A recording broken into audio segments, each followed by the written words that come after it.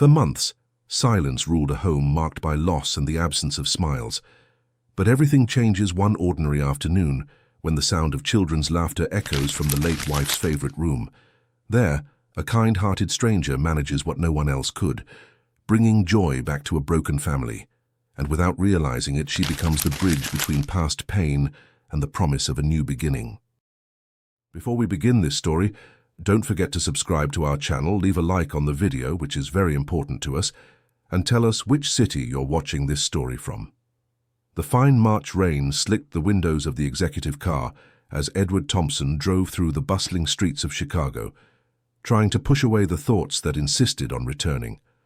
Another exhausting day at the office, another meeting that had stretched past 7 in the evening, another excuse to arrive home when the children would already be asleep. For 8 months his life had been reduced to this mechanical routine of escape. 8 months since Catherine had gone, taking with her not just the love of his life, but also the joy that had once filled every corner of that house. The red light forced him to stop, and Edward took the opportunity to massage his temples, feeling the weight of the headache that had become his constant companion. In the back seat, a few folders with important contracts shared space with a teddy bear that Sophia had forgotten in the car weeks ago. He looked at the toy in the rearview mirror and felt that familiar pang in his chest. When was the last time he had seen his daughter hug that bear?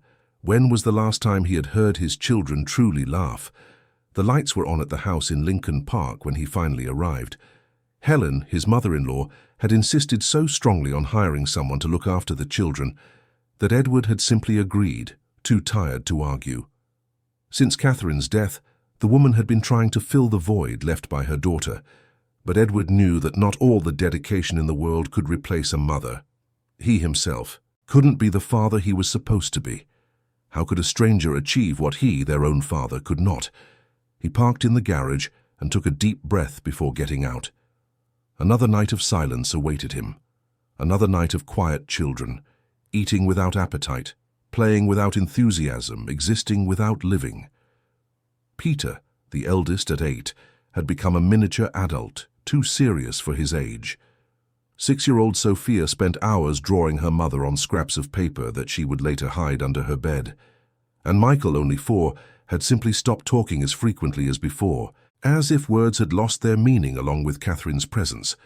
Edward opened the front door, expecting the usual silence, but something made him stop in the entrance hall. A strange sound, almost unreal, echoed down the hallway. It took him a few seconds to identify what it was, and when he finally recognized it, his heart raced. Laughter. Genuine, childish laughter, coming from the living room. For a moment, he thought he was hallucinating.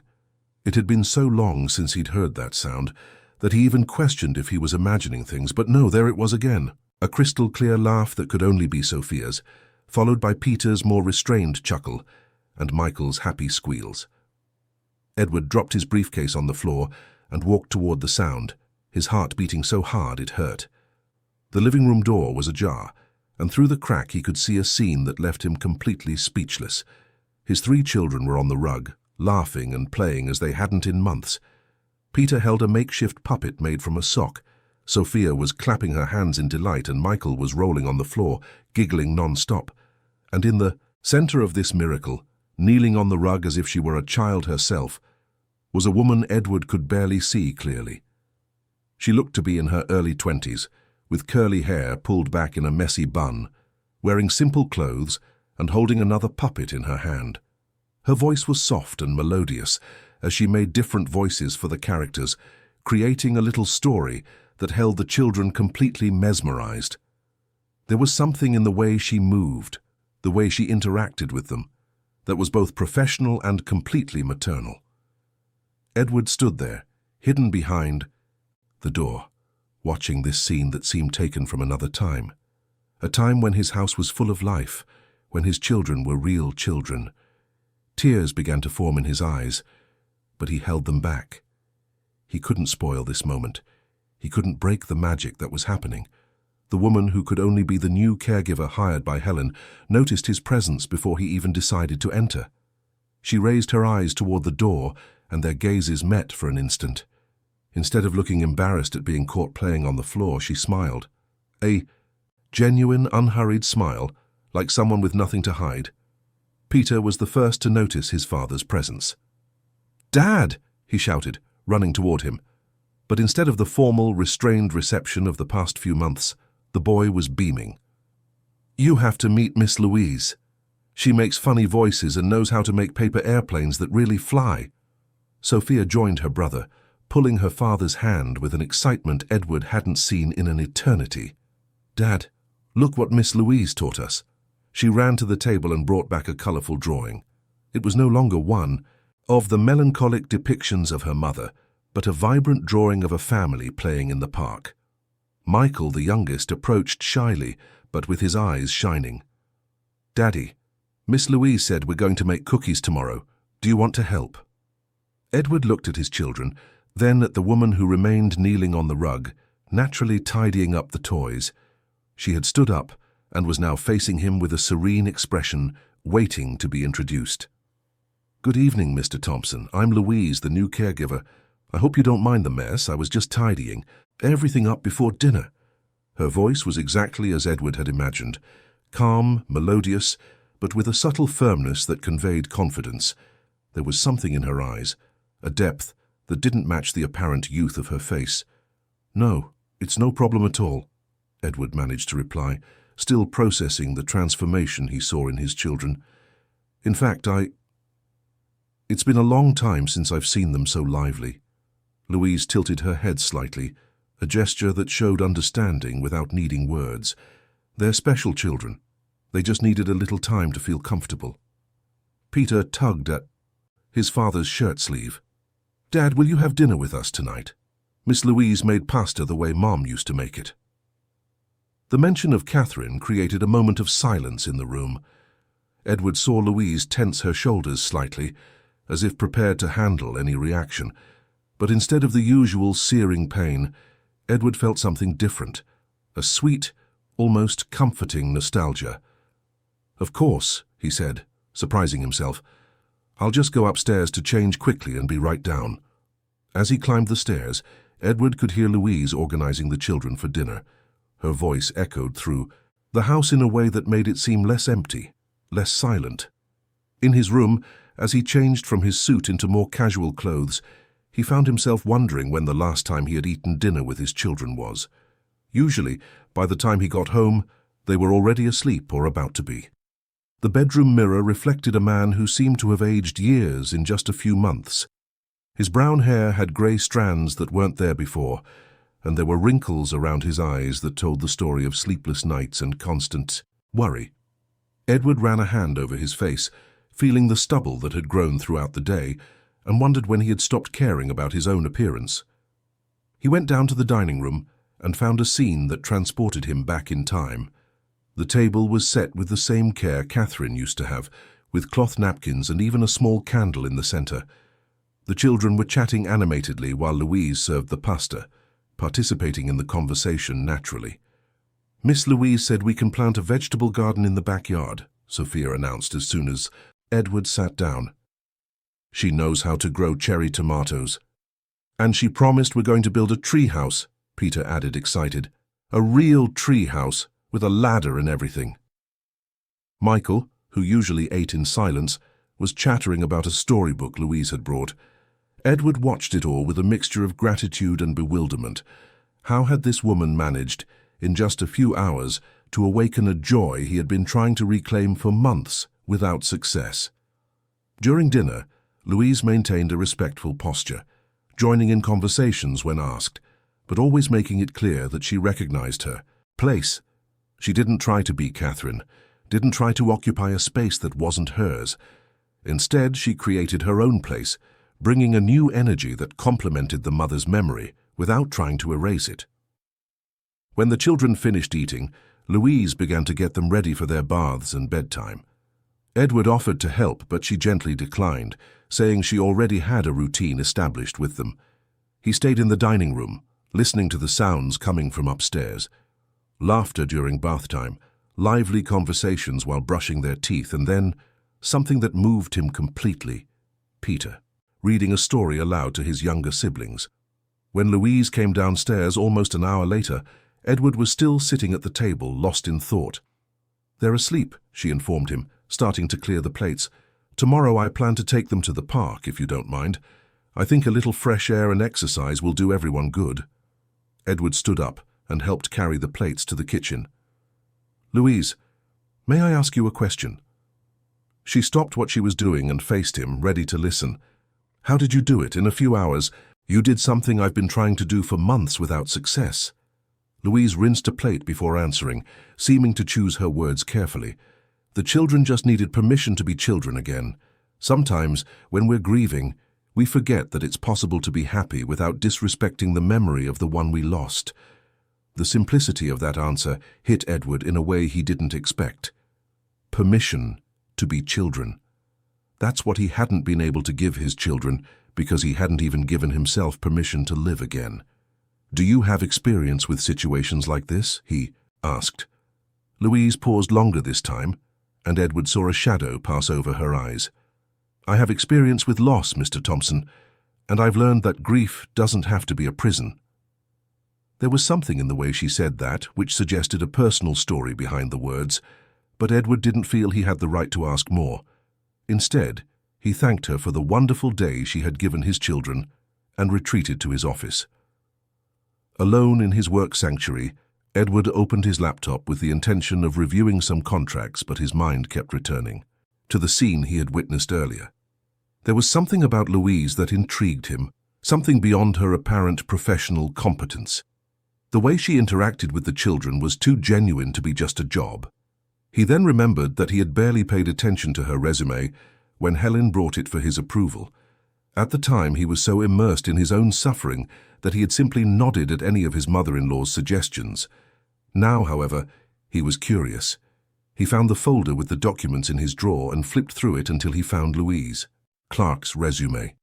She was 24 years old, had a degree in education and previous experience as a nanny and preschool teacher. Impeccable references, but it was the last line that caught his attention and made him reread it several times. "Personal notes. I understand grief. I will not run from it." That simple sentence left him thoughtful. Who writes something like that on a resume? And why hadn't Helen mentioned it when she suggested hiring her? Edward felt there was much more to Louise's story than met the eye, but at the same time a sense of relief washed over him. Perhaps finally he had found someone who truly understood what his family was going through. That night, for the first time in 8 months, Edward managed to sleep without taking his insomnia medication. And for the first time in 8 months, he didn't have nightmares about Catherine. Instead, he dreamed of children's laughter echoing through the halls of his house, and when he woke up the next morning for a brief moment, he forgot he was in mourning. The following weeks brought a transformation Edward never imagined possible. The house that for months had been shrouded in a heavy atmosphere of silence and longing began to pulse with life again. In the morning, even before leaving for work, Edward was greeted by his children running to show him some creation they had made with Louise. Colorful drawings, paper origami, little science experiments with baking soda and vinegar that made Michael squeal with joy. Louise had established a routine that ran like clockwork but never felt rigid or forced. The children had breakfast together, always with something new on the menu. She had discovered that Peter loved pancakes shaped like animals, that Sophia had a secret passion for red berries, and that Michael would only eat eggs if they could make faces on them with ketchup. Details that Edward, ashamed, admitted he didn't know about his own children. In the afternoon, when he returned from work, Edward would find scenes that surprised him daily. One day the three were in the garden planting basil and lettuce seedlings in a makeshift garden Louise had created with wooden crates.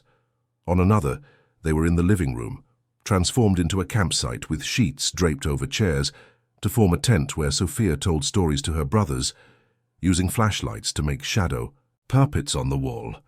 But what impressed Edward the most was how Louise handled the difficult moments, because they still existed. There were afternoons when Sophia cried, remembering a song her mother used to sing, or nights when Michael woke up looking for Catherine. Instead of trying to distract them or change the subject, Louise would sit with them, listen, let them talk about their mother, and then, with an almost magical delicacy, help them transform their longing into something less painful.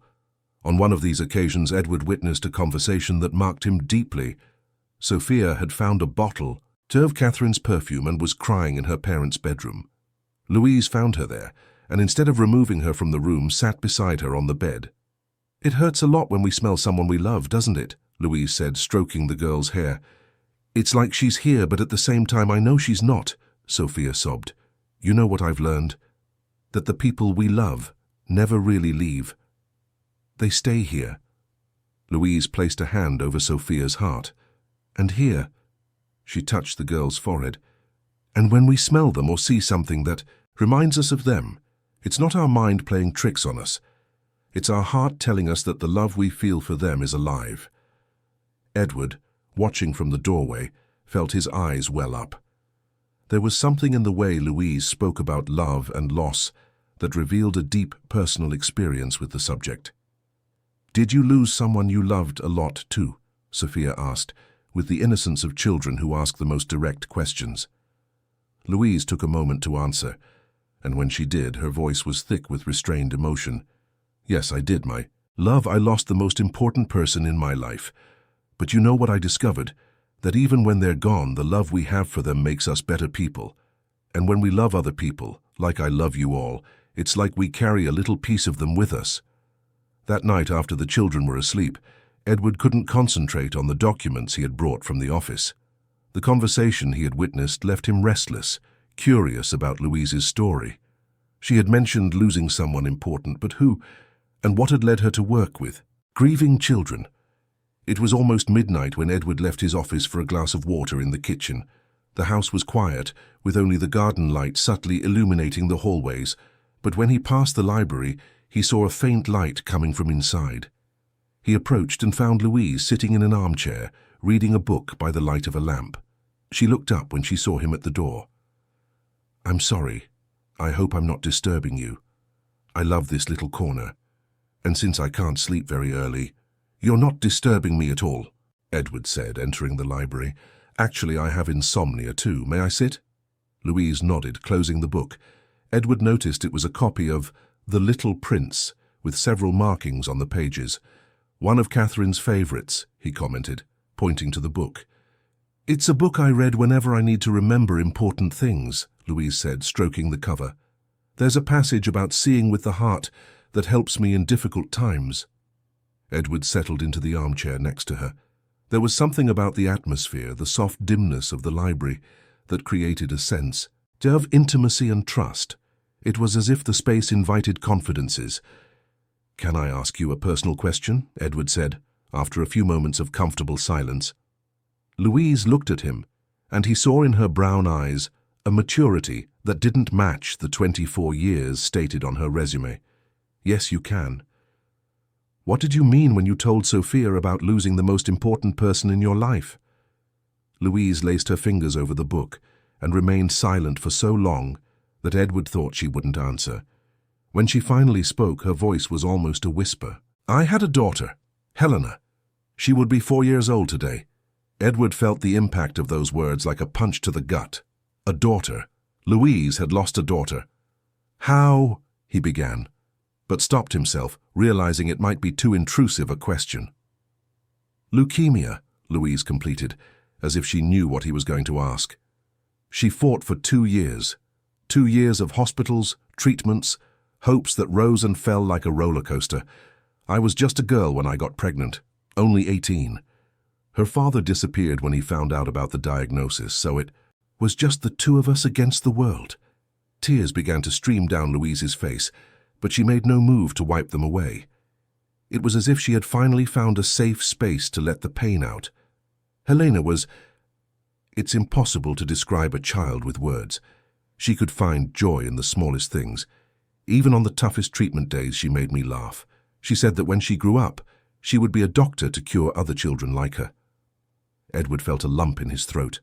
The similarity between their stories was devastating and at the same time created a bridge of understanding he had never experienced with anyone. "When she passed, I entered a very dark phase of my life," Louise continued. "I stopped studying, stopped working, stopped living. It was months like that until a social worker showed me an internship opportunity at a daycare for underprivileged children. At first I resisted. How could I take care of other children when I hadn't been able to save my own? What changed? I found a 3-year-old boy at the daycare who was going through the same thing Helena had. His name was Gabriel, and he was also being treated for leukemia. When I saw him playing alone in a corner, afraid to approach the other children, I saw Helena in him. And I realized that maybe I could honor my daughter's memory by helping other children be happy. Edward remained silent, absorbing every word of her story. Now he understood the special connection Louise had with his children, the way she could navigate their grief with such sensitivity. Gabriel recovered, Louise continued, and for the first time a smile appeared on her face. Today he's 8 years old and doing well. And whenever I see him, I feel like Helena is smiling too. Is that why you work with families in situations like ours? Yes. I discovered that when we're going through a loss, sometimes we need someone who understands our pain without trying to fix it, someone who knows it's possible to be happy again without feeling guilty. Edward took a deep breath, feeling a connection with Louise that went far beyond their professional relationship. There was something liberating in finally talking to someone who truly understood the complexity of grief. I feel guilty when I laugh too, he confessed. When I see them happy with you, there are moments I feel like I'm betraying Catherine's memory. What do you think she would say if she were here, seeing you all smile again? Louise's question hit him unexpectedly. Edward closed his eyes and, for the first time in months, tried to imagine Catherine watching the scene, instead of trying to avoid thinking about her. She would be happy, he said, almost surprised by his own answer. Catherine always said, "Our greatest responsibility as parents was to ensure our children were happy." Then you're not betraying anyone. You're honoring her memory in the most beautiful way possible. They sat in silence for a few minutes, each lost in their own thoughts. Edward felt lighter than he had in months. There was something healing in Louise's presence, a way of dealing with pain that didn't try to erase it, but transformed it into something constructive. "Can I ask you something?" It was Louise's turn to break the silence. "Of course." "What was Catherine like? I mean, besides being the children's mother, as a person, as a woman?" Edward smiled, realizing that for the first time he could talk about his wife without feeling that piercing pain in his chest. Catherine was intense, in the best sense of the word. She never did anything by halves. When she loved with all her might. When she got angry, the whole house knew. When she laughed, it could infect anyone around her. Louise listened intently, and Edward realized she genuinely wanted to know Catherine, not out of curiosity, but out of respect. She used to cook while dancing. Every time she went into the kitchen, she'd put on loud music and dance while she prepared the food. The kids loved it. Peter always tried to imitate her steps. Sophia sang along and Michael clapped his hands in his high chair. "That's why they were so excited when I made pasta while dancing in the kitchen the other day," Louise said, smiling. "You did that?" "I did. Peter said his mom always cooked while dancing, so I decided to try. They ended up teaching me some of her moves." Edward felt a strange emotion, a mix of longing and gratitude. Louise wasn't trying to replace Catherine, but she was finding ways to keep her memory alive in a way that was good for the children. "Thank you," he said, and Louise seemed confused. "For what?" "For not trying to erase her from our story, for understanding that they can love you without forgetting their mother. I would never do that. A mother's love is sacred. My role here is to take care of them until you're all ready to take care of each other again." The way Louise said that, as if her presence were temporary, caused a strange feeling in Edward. He hadn't stopped to think that one day she might leave. The idea bothered him more than he wanted to admit. "And do you plan to have other children someday?" he asked, trying to change the subject. Louise smiled sadly. "I don't know if I'm capable. Helena was born from my first love, that teenage love you think will last forever. After I lost her, I built a wall around my heart. It's safer to love other people's children because, at the end of the day, I go home, and the pain, if it comes, won't be permanent." Edward watched her closely. There was a contradiction in those words. The way Louise cared for his children, how involved she had become with them, didn't seem temporary at all. It seemed deep, true, permanent. "But what if you get too attached?" he asked. "What if leaving becomes impossible?" Louise looked at him for a long moment, and Edward saw in her eyes that she had asked herself that same question. I try not to think about it," she said, looking away.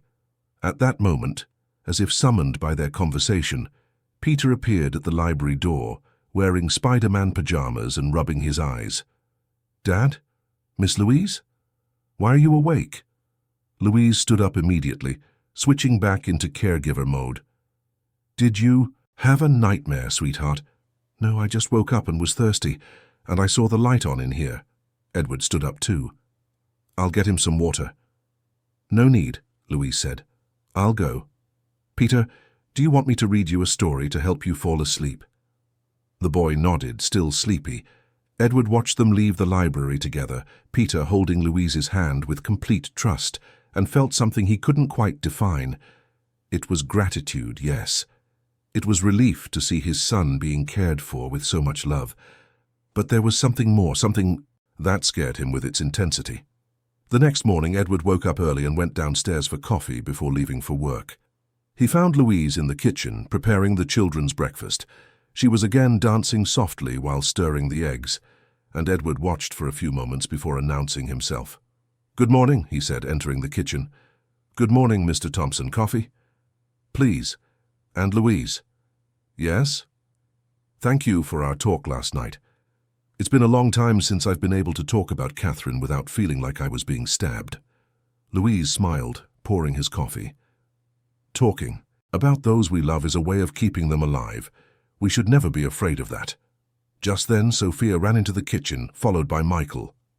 "Dad, have you seen the surprise Miss Louise made for breakfast?" Edward looked where Sophia was pointing and saw a small table set up in the garden, with a checkered tablecloth and flowers in the center. It was a breakfast picnic. "I thought it would be nice to enjoy the morning sun," Louise explained, "and the children love eating outside." Peter ran in too, already dressed for school.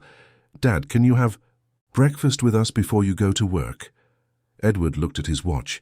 He had a 9 o'clock meeting, but when was the last time he'd had breakfast with his children? "Of course," he said, feeling surprised by his own response. Breakfast in the garden was a revelation. The children chatted excitedly about their plans for the day. Louise joined in the conversations naturally, and Edward found himself relaxing in a way he hadn't in months. When he finally glanced at his watch, he realized he had only 15 minutes to get to the office. "I have to run," he said, getting up hastily. "Dad?" Peter called out as he was walking away.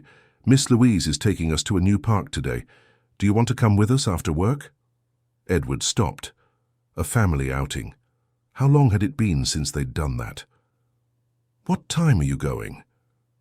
"Around 5 this afternoon," Louise answered. "To Lincoln Park.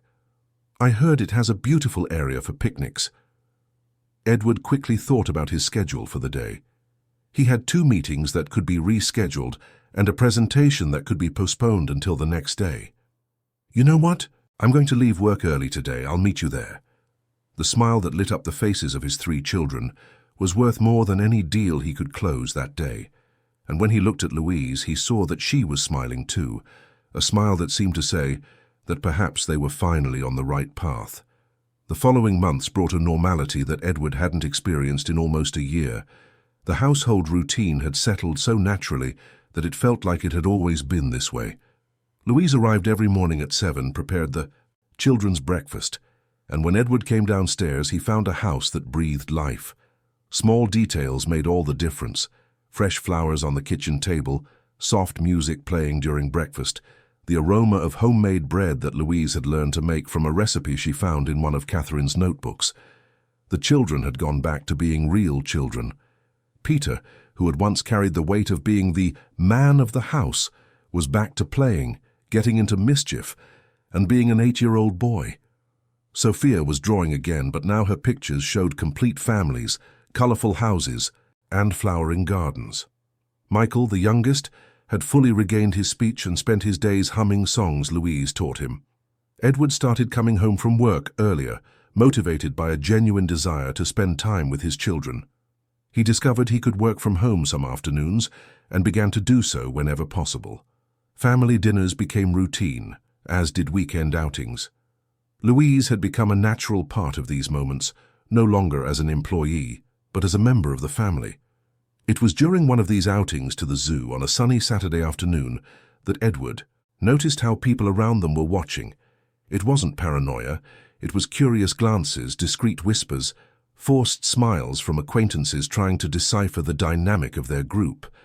Edward, a successful white businessman, walking with 3 children and a young black woman, who was clearly not their biological mother, but who interacted with them with evident maternal affection.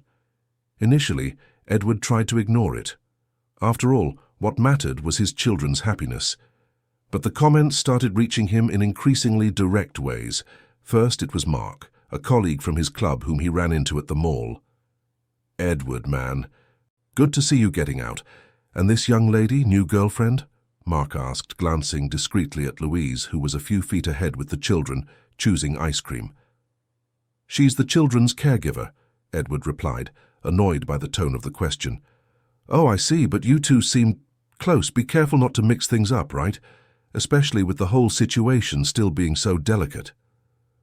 Edward didn't know how to respond at the time, but Mark's words bothered him for the rest of the day. What delicate situation?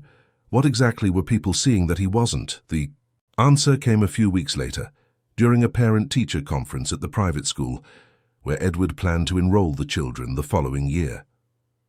St. Anne's Preparatory School was one of Chicago's most traditional institutions, attended by the children of the city's elite. Edward had studied there, as had Catherine, and it had always been a given that his children would follow the same path. The headmistress, Mrs. Harriet, an elegant woman with perfectly coiffed hair, received him in her office with the formal cordiality that characterized the institution. "Edward, my dear, what a joy to have you. I was so sorry to hear about Catherine's passing. She was one of our finest students and an exemplary mother." "Thank you, Mrs. Harriet. I'm here to formalize the enrollments for Peter, Sophia, and Michael for next year." Of course. But first, I need to speak with you about some comments that have reached us." Edward felt a knot in his stomach. "What kind of comments?" Mrs. Harriet adjusted her glasses and assumed a posture that tried to be maternal, but sounded condescending. "Well, we know you're going through a difficult time, and it's natural that you've needed help with the children. But some people have commented on the proximity and between your family and the employee you've hired." "Proximity," Edward repeated, feeling his irritation grow. "Edward, you know what our school community is like. We have a reputation to uphold, traditions to maintain. Some mothers have mentioned seeing you at public events with this young woman, and that she seems to have a very strong influence on the children. Some are questioning whether this is appropriate." Edward stood up from his chair, his blood boiling. "Are you questioning my ability to raise my children?" No, not at all. But understand, Edward, we live in complicated times. Racial issues, social differences, all of this generates comments. And when the comments reach the school, they can affect the children themselves." "What kind of comments?" Mrs. Harriet sighed, as if doing him a great favor. "Some question the nature of the relationship between you two, whether it's truly professional or if there are other motivations involved. And there's also the matter of the social difference. You understand, some families are uncomfortable." Edward felt as if he'd been slapped. "Are you telling me my children might be discriminated against because they have a black caregiver?" "I didn't use those exact words, but that's exactly what you said." Edward picked up the folder with his children's documents. "You know, Mrs. Harriet, maybe St. Anne's isn't the right place for my children after all. Edward, don't be hasty, we can resolve this. Perhaps if you maintained a more professional distance with your employee." But Edward was already leaving the room. His mind was reeling with anger and disbelief. How was it possible that educated, supposedly civilized people could think that way? And more importantly, how was this affecting Louise?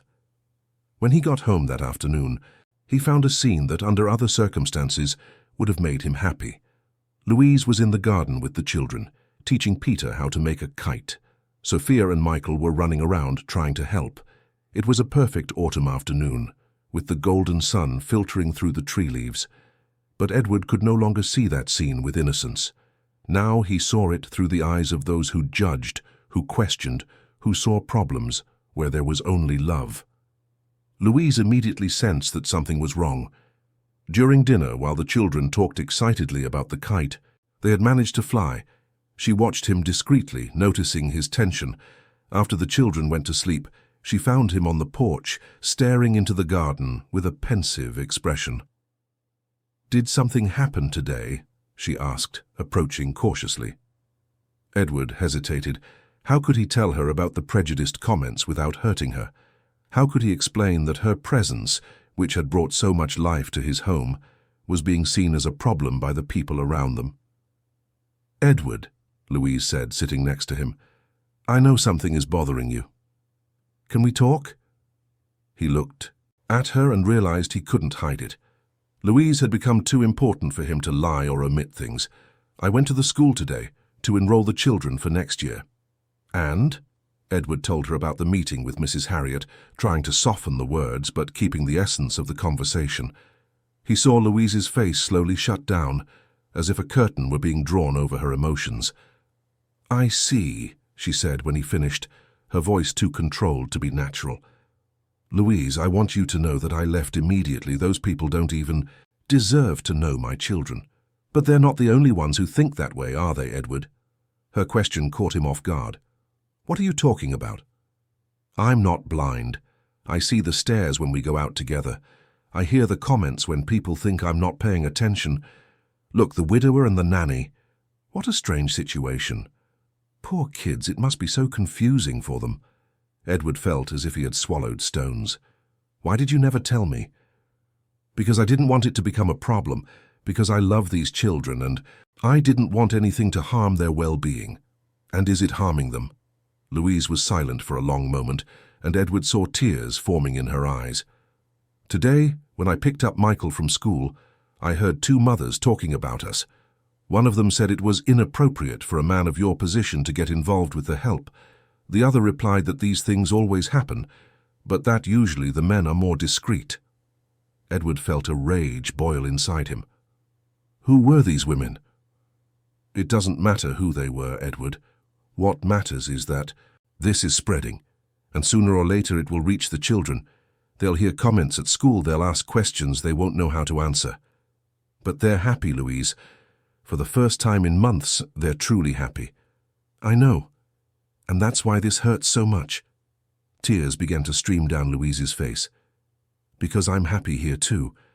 Happier than I've been since Helena passed. But maybe I have to leave." Her words hit Edward like a punch to the stomach. "Leave? Louise, you can't." "Yes, I can. In fact, maybe it's what I should do before this causes bigger problems for you." Edward stood up abruptly, pacing back and forth on the porch. "This is ridiculous. You're the best thing that's happened to my children since Catherine died. I won't let a bunch of prejudiced people destroy this." "And what are you going to do? Fight all of society? Change the mindset of an entire social class?" "Edward, be realistic." "I can change schools. I can change my social circle. I can..." "Can you run forever?" Louise stood up too, facing him. "And when Peter turns 15 and brings his girlfriend home? And when Sophia wants her debutante ball? And when Michael wants to go to college? Are you going to keep running from the comments forever?" Edward didn't know what to say, because deep down he knew she was right. He couldn't protect her from prejudice for the rest of her life. "Besides," Louise continued, her voice softer now, "I can't keep living in the shadows, Edward. I can't keep being seen as the employee who doesn't know her place.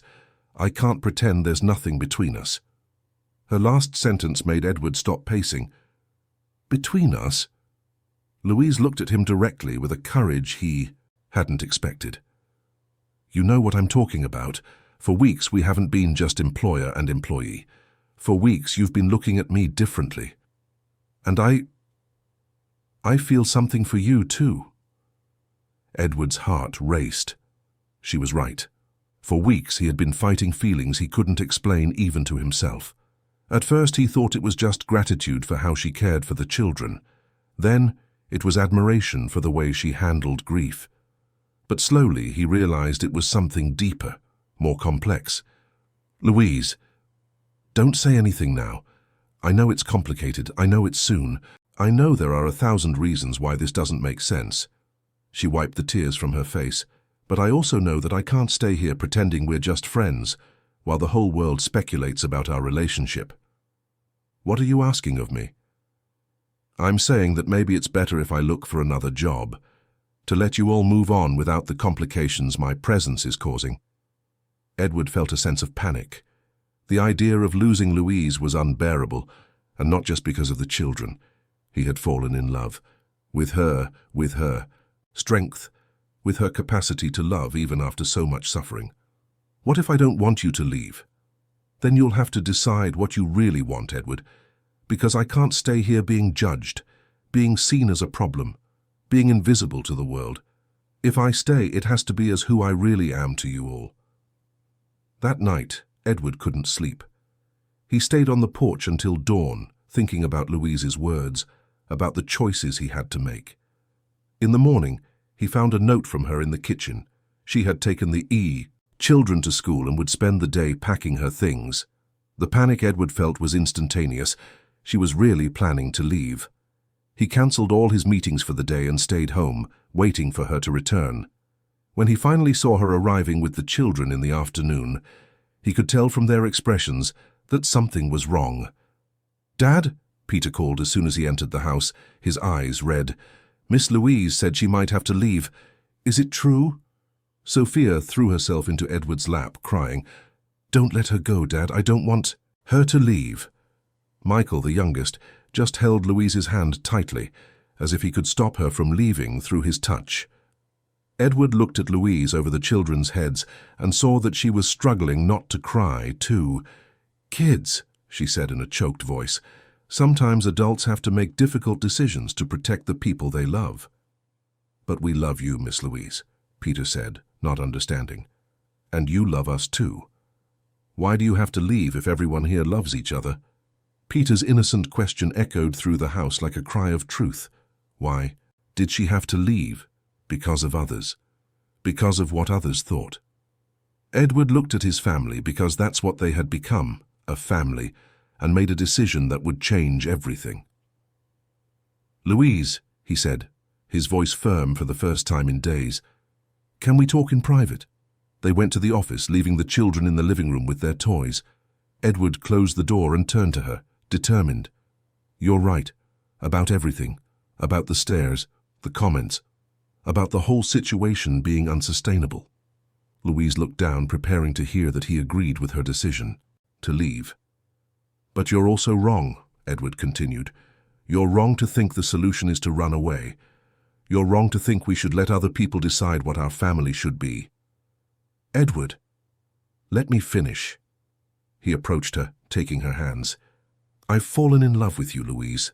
Not with my children's caregiver, not with the woman who helped me overcome my grief. I've fallen in love with you, with the strong, brave, caring woman that you are." Tears began to stream down Louise's face. "And if other people have a problem with that, if they think our family isn't appropriate, then that's their problem, not ours." Edward caressed her face, wiping away her tears. "Stay with me, Louise. Not as an employee, not hidden, not invisible. Stay with me as who you really are to us." "And what if the comments get worse?" "Then we'll face them together. I'm not going to hide what I feel for you anymore." Louise looked at him for a long moment, as if gauging the sincerity of his words. "Are you sure? Because once we take this step, there's no going back. Everyone will know we're not just employer and employee." Edward smiled, feeling a peace he hadn't experienced in months. "Everyone already knows, Louise. The difference is that now we're going to own it." And there, in the office that had once been his refuge from pain, Edward kissed Louise for the first time, sealing a decision that would change their lives forever. The decision to publicly acknowledge their relationship brought a courage Edward didn't know he possessed. The following Monday, instead of trying to hide or downplay Louise's presence in his life, he did the exact opposite. When he arrived at his office, he asked his assistant to cancel his business lunch and call the company's public relations firm. "I want to give an interview," he told Clara, his sharp PR advisor who had known him for years. "About the company's expansion upstate?" she asked, grabbing her planner. "No, about my family, about rebuilding, about love." Clara raised her eyebrows, clearly surprised. Edward Thompson was known for being extremely private. Since Catherine's death, he had become even more closed off to the media. "Edward, are you sure? After what happened with Catherine, you've always been so careful about exposure." "I'm sure."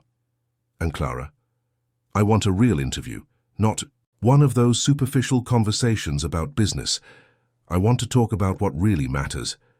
Clara shook her head, still processing his change in attitude, but she started making calls. Within a few hours, she had secured a spot on Chicago's highest-rated television program, Chicago Connect, which aired on Thursday nights. When Edward got home that afternoon, he found Louise in the garden with the children, picking the first tomatoes from the garden they had planted months ago. The scene was so naturally familiar that it reinforced his certainty about the decision he had made. "Louise, I need to talk to you about something important." She looked at him, noticing the serious tone in his voice, but also something different in his eyes. A determination she hadn't seen in a long time. After the children were asleep, Edward told her about the interview he had scheduled. Louise listened in silence, her emotions alternating between hope and fear. "Are you sure about this? Once it's on television, there's no going back, Edward." "I know, and that's exactly why I want to do it. I'm tired of living in fear of what other people will think. I'm tired of hiding what I feel for you, of pretending you're just an employee when you're so much more.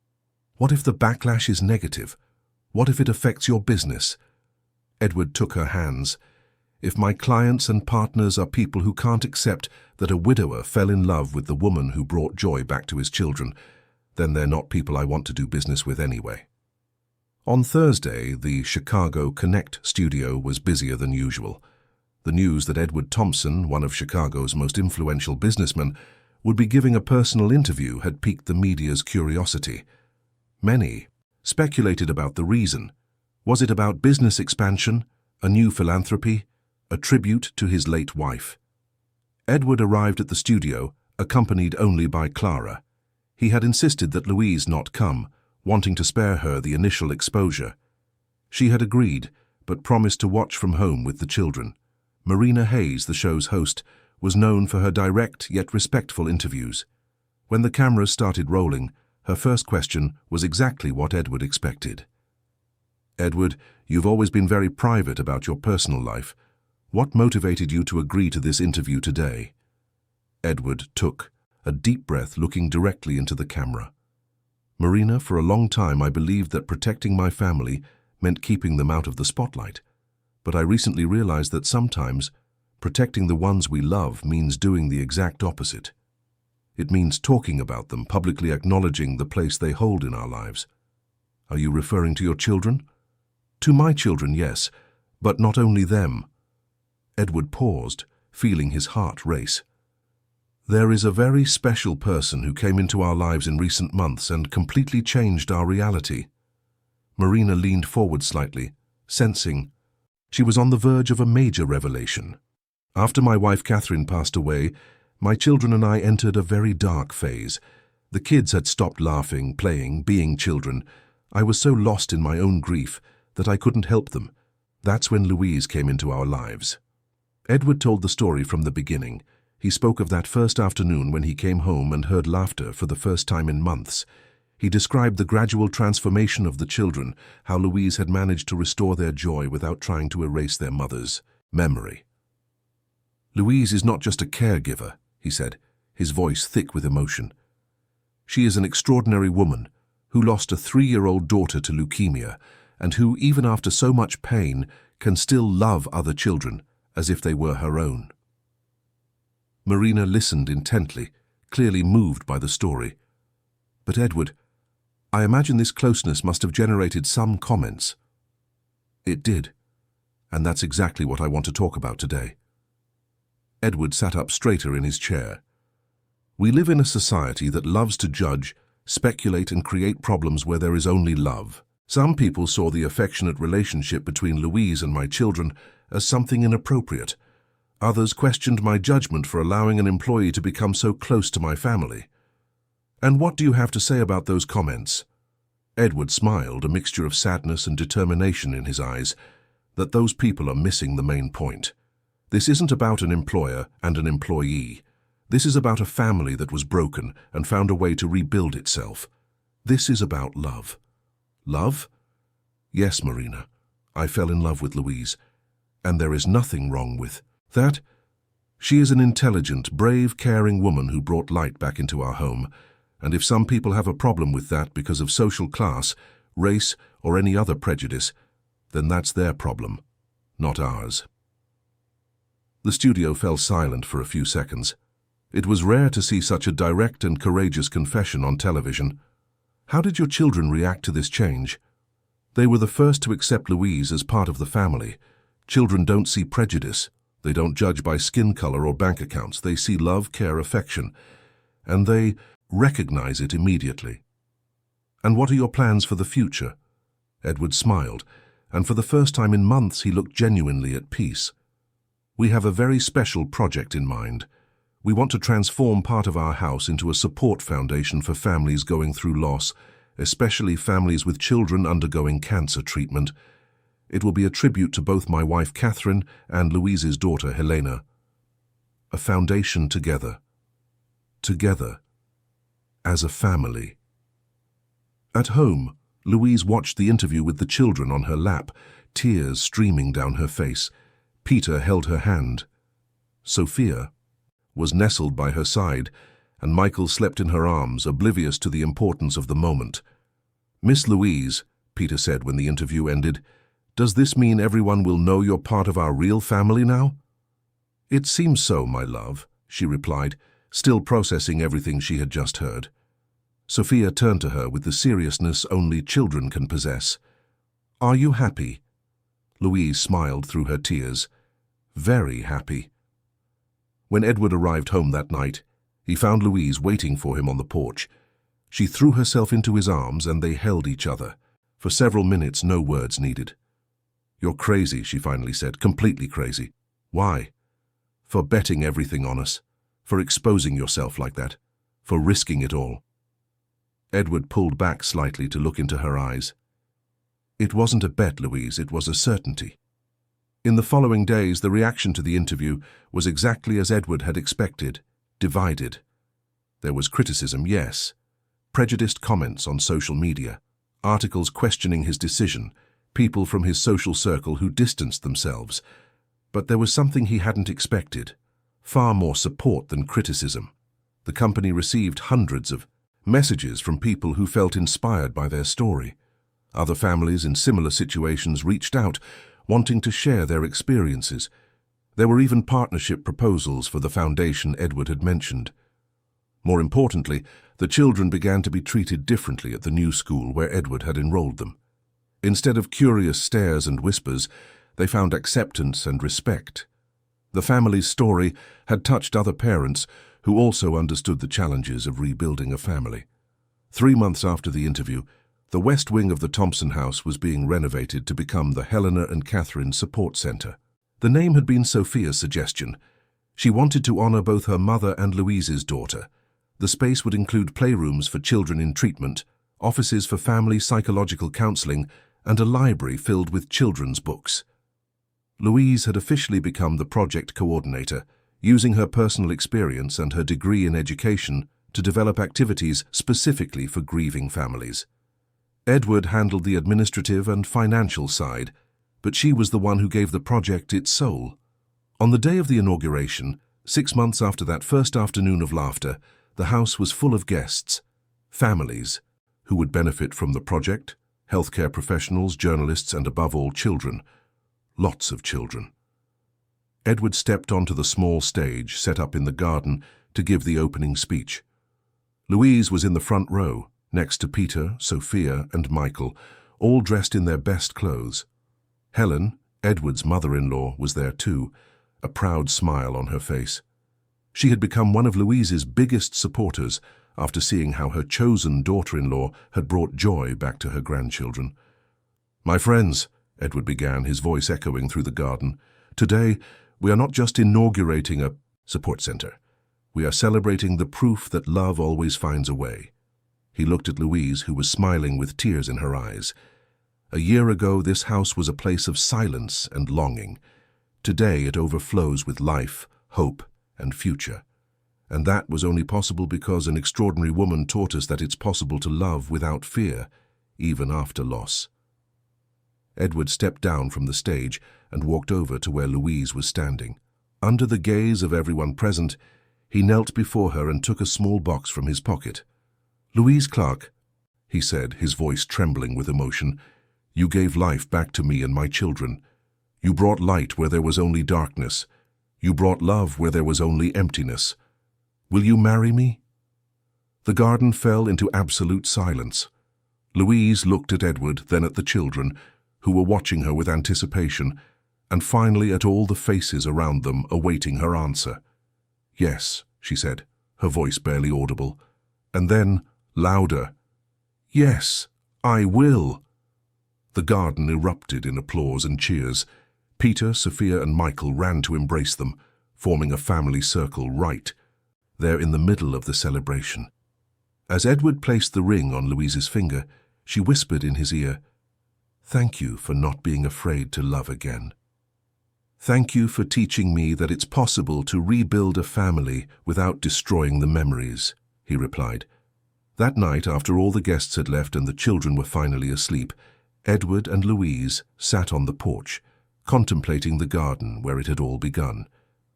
The vegetable patch she had planted was in full bloom. The treehouse they had built together was lit by small Christmas lights, and the space where the support center would operate already showed signs of the life it would hold. "Do you think Catherine would approve?" Edward asked, holding Louise's hand. "I'm sure of it, just as I'm sure Helena is happy seeing her mother happy again." "How can you be so sure?" Louise smiled, pointing to one of the house's windows, where a soft light indicated Michael had left his lamp on. "Because love doesn't die, Edward. It transforms, it multiplies, it finds new ways to exist. Catherine brought us together through the children. Helena brought me to you through my experience with grief. Our love doesn't replace what we lost, it honors it." Edward kissed Louise's hand, feeling a deep peace settle over his heart. There, in that garden that had witnessed so much pain and so much healing, they were writing a new chapter of their lives. Not a new beginning that erased the past, but a continuation that honored it. A year later, Edward and Louise's wedding was celebrated in the same garden where he had proposed. The ceremony was simple, intimate, attended only by the most important people in their lives. Peter was the ring-bearer, Sophia scattered rose petals down the aisle, and Michael carried the rings with the seriousness of someone who knew he was part of something very special. At the head table, 2 places had been set with flowers, one for Catherine, the other for Helena. Not as a form of sadness, but as a recognition that they too were part of the celebration. During the reception, Edward watched his new family. Louise was dancing with Peter to a song Catherine used to sing, Sophia was teaching ballet steps to other children present, and Michael was running through the garden with the infectious joy of a child who felt completely loved and secure. The Helena and Catherine Support Center had become a benchmark in the city. Every month, families found the support they needed to get through their most difficult times. Louise coordinated support groups, Edward gave talks on family reconstruction, and the children participated by sharing their own stories of resilience. One Sunday afternoon, almost 2 years after that first afternoon of laughter, Edward came home and once again heard sounds of joy coming from the living room. But this time it wasn't just the voices of Peter, Sophia, and Michael. There were other children. 2, the children of families who attended the support center, who had come for lunch. Edward stood at the door watching the scene. Louise was in the center of a circle, telling a story, just like that first time. But now she was no longer the caregiver hired to bring joy back to that house. She was the chosen mother, the beloved wife, the woman who had proven that love is always possible when we have the courage to open our hearts. Peter saw him first and ran to hug him. Dad! You got here just in time. Mom was telling the story of how you two met. Mum. Edward smiled, his heart warming. Yes, she was their mother now. Not Catherine's replacement, but the new mother life had given them. And what part of the story was she telling? Edward asked, sitting down in the circle. The part about the laughter, Sophia replied, snuggling up beside him. How you came home and heard us laughing for the first time after Mommy Catherine went to heaven. Edward looked at Louise, who was smiling with that serene expression he loved so much. She had achieved something that seemed impossible, honoring the past while building the future, loving another woman's children without trying to erase her memory, rebuilding a family while keeping alive the memory of the one who started it. And what's the end of the story? One of the visiting children asked. Louise looked around the circle, at all those children with their own stories of loss and reconstruction, and then at Edward. The end, she said, is that sometimes the best stories don't have an end. They keep writing themselves every day with every laugh, every hug, every moment of love we choose to live. And so, in that room that had once been too quiet, surrounded by laughter that echoed off the walls like music, Edward understood that Louise was right. His story hadn't ended with Catherine's death, just as hers hadn't ended with Helena's passing. Their stories had met, intertwined, and together created something new and beautiful.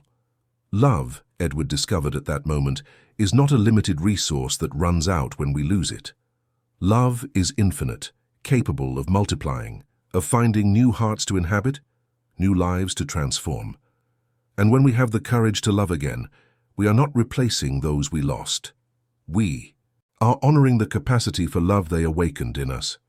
As he watched his family gathered on that Sunday afternoon, Edward knew he had made the right decisions.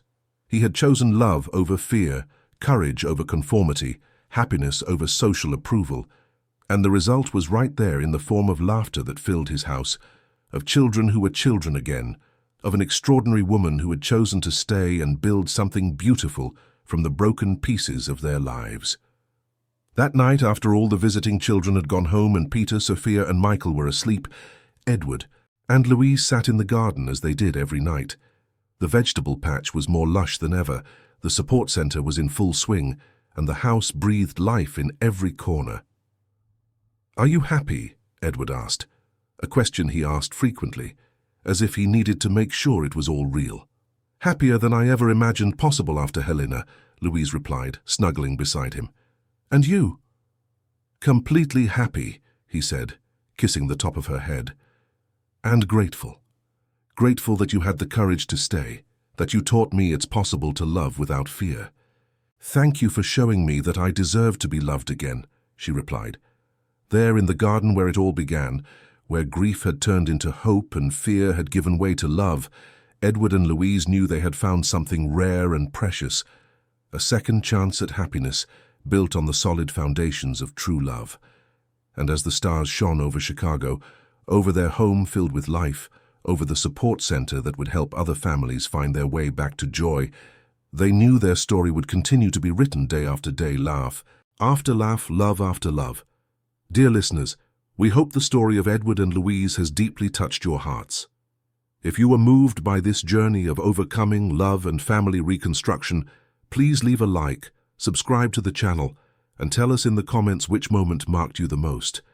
Here every day we bring intense stories like this one, which reveal the most beautiful and true side of the human soul, showing that it's always possible to start over when we have the courage to love. Life teaches us that true love doesn't replace what we've lost, but gives us the strength to build something new and beautiful on the foundations of what we've lived. We look forward to seeing you in the next episode with another story that will stir your emotions and show that happiness always finds a way when we open our hearts to it.